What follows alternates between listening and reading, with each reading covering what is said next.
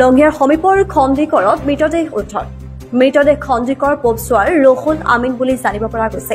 ৰাতিপুৱা মৃতদেহটো স্থানীয় ৰাইজে প্ৰত্যক্ষ কৰাত হোৱা দুৱা লাগে অঞ্চলজুৰি। খণ্ডিকৰ ৰেল ষ্টেচনৰ সমীপতেই পানীৰ মাজত থকা এজোপা বাহনিত মাজত পৰি থকা অৱস্থাত উদ্ধাৰ হয় মৃতদেহটো।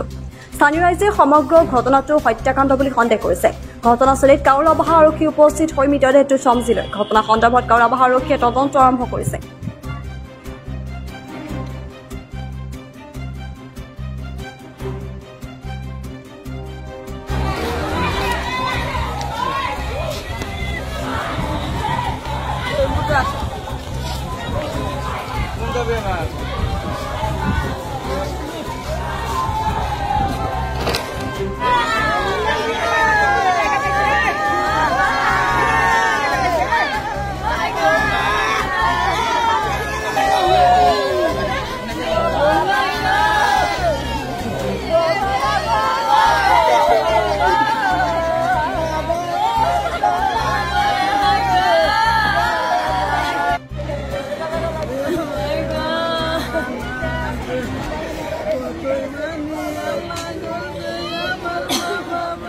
ঘটনাটো ইয়াতে আধা ঘণ্টামান আগত হঠাৎকে খবৰ আহিল যে ইয়াতে খণ্ডিকৰ ষ্টেচনত এটা ডেড বডি পৰি আছে।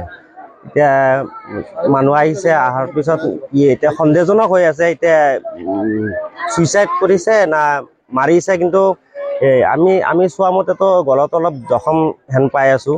এতিয়া ছুইচাইড কৰিছে না এইটো কোনোবা মাৰিছে, আক্ৰমণ কৰিছে, কিন্তু মাৰি কেনে এইটো বাঁহৰ চুপ আছে, বাঁহৰ চুপত পেলাই থৈ দিছে। নাই অহা যোৱা পানী আছে তাতে, মানে অলপমান পানী পাৰ হৈ যাব লাগে, তাতে পৰি আছে। কিন্তু ডেড বডিটো চোৱা মতেতো 2-3 ঘণ্টা মান হৈছে কিজানি, কাৰণ ওপৰত মৌ-মাখি হেৰি কৰি ঘূৰি আছে।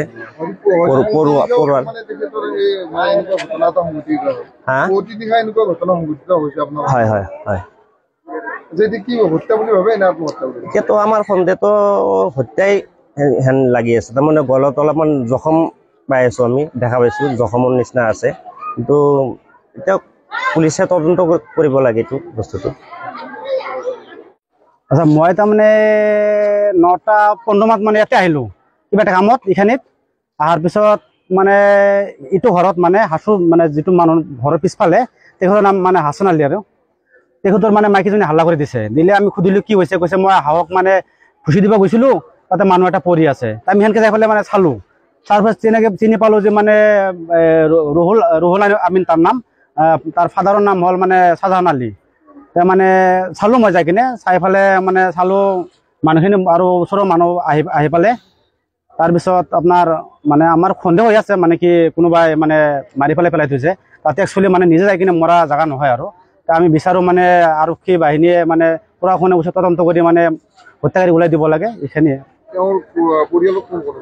পৰিয়ালত তেওঁৰ ডাঙৰ ককা এজন আছে, আৰু ডাঙৰ বায়েক আছে এজনী।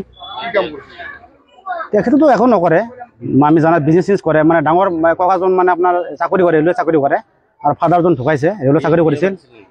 বিয়া পাতিছে, দুটা ল'ৰা আছে, ল'ৰাজনৰ।